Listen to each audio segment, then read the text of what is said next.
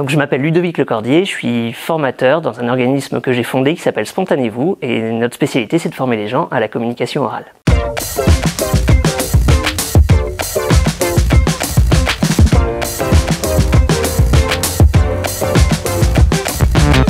Alors dans la formation MT180, on apprend à parler de sa thèse en 3 minutes et le faire bien.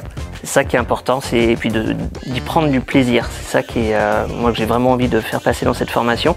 Et donc c'est comment on se sent à l'aise, comment on met en avant ses travaux et comment on se fait plaisir et comment on fait plaisir à son public. Alors les candidats, ils viennent beaucoup avec l'envie qu'on leur explique qu'est-ce qu'il faut dire. Ça c'est une chose, ça c'est quelque chose sur lequel moi j'insiste pas énormément en fait, je leur amène plus les bonnes questions à se poser, c'est à eux de toute façon de travailler sur leur contenu. Ils viennent aussi beaucoup avec ce côté, ils ont peur de monter sur scène pour beaucoup et c'est un vrai défi pour eux et c'est le genre de choses sur lesquelles on travaille vraiment, oser être sur scène et le rapport au public.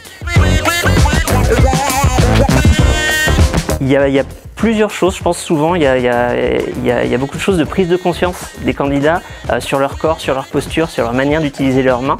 Et c'est vrai que ce genre de choses, une fois qu'on s'en rend compte, ça devient difficile pour eux parce qu'on voit tous ces défauts. On se dit ah zut, je penche la tête, ah zut, j'utilise un peu trop mes bras, et d'arriver à retravailler ça. Donc il y a quelque chose qui se passe plutôt bien quand on s'en rend pas compte. Dès qu'on s'en rend compte, ça devient compliqué de travailler ça et c'est justement ce qu'on fait pendant la formation.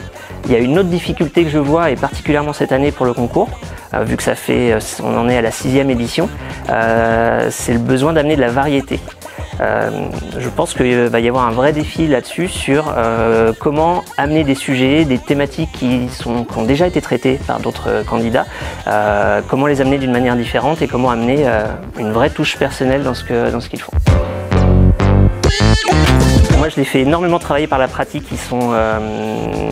on fait énormément d'exercices pratiques et je leur fais des retours et les autres candidats leur font des retours aussi. Ça c'est quelque chose de très important parce que ça permet de travailler aussi la cohésion d'équipe, mais vraiment d'avoir plusieurs visions.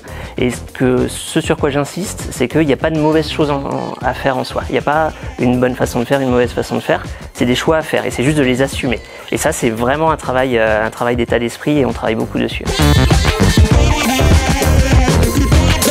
Je conseillerais à tous les doctorants de s'inscrire, d'une pour tout ce qui se passe pendant la formation et tout au long de l'expérience jusqu'à la finale régionale. En fait, c'est assez intéressant de voir des gens qui font des thèses en microélectronique échanger, faire des retours à des gens qui font des thèses en histoire de l'art par exemple.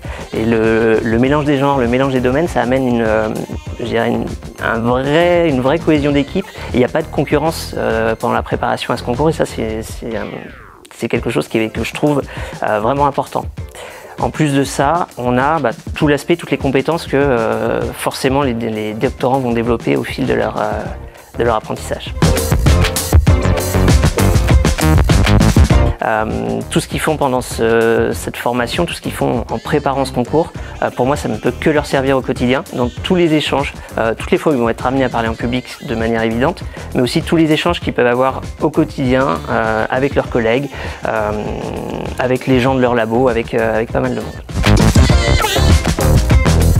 Alors en tant que coach, là ça va être la 3e année que je forme les participants et je trouve vraiment que c'est un concours, moi j'adore bosser avec eux, j'adore les accompagner tout au long de la préparation de la finale régionale, j'ai adoré travailler avec les candidats entre la finale régionale et la finale nationale et je trouve que ce concours il apporte tellement pour la science en général, pour la communication et surtout aux doctorants qui y participent et j'espère que je vais être là encore pendant de nombreuses années. Alors j'ai un défi pour tous les candidats de cette année, j'aimerais que vous bannissiez de votre vocabulaire les 2 phrases.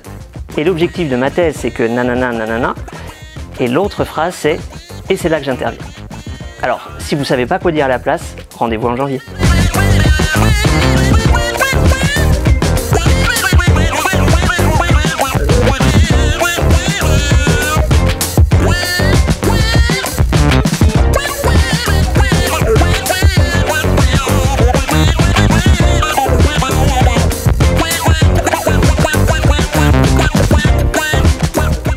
Venez, c'est super!